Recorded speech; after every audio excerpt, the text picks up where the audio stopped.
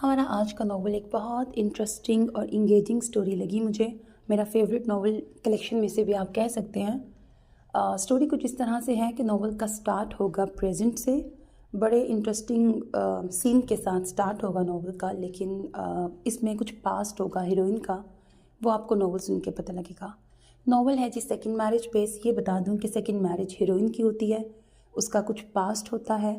जो उसका first husband होता है वो उससे ज़बरदस्ती शादी करता है, मतलब उसको हीरोइन पसंद आ जाती है, और होता वो उसकी भाभी का भाई है, हीरोइन की भाभी का भाई होता है। और ना ऐसे लाइक ज़बरदस्ती प्लानिंग के साथ हीरोइन से शादी कर लेते हैं। अब बाद में लेकिन वो इतना जुल्म करता है हीरोइन पर, इतना उसको हरास करता है, उस पर शक करता है एंड ऑल दैट। अब ना स्टोरी इस तरह से है कि हीरोइन के दो भाई होते हैं। अब उनके नेचर में फ़र्क ये होता है कि एक भाई तो बहुत अच्छा है उसके हक़ में, लेकिन उसकी बीवी बहुत बुरी है। उसी बीवी का भाई है ये, पहला हस्बैंड उसका।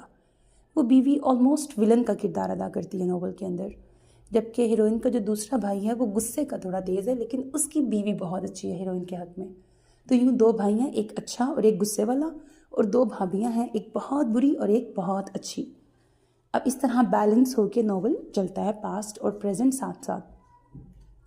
हीरो की एंट्री कब होगी, और हीरो के अगर मैं कैरेक्टर की बात करूँ तो बहुत जॉली नेचर होती है, बड़ा अच्छा। हीरो की अपनी फैमिली की भी एक स्टोरी होती है, उसके फादर की, उसकी मदर की, उसका एक भाई और भाभी होते हैं। बड़ी अच्छी एक घरेलू सी कहानी है।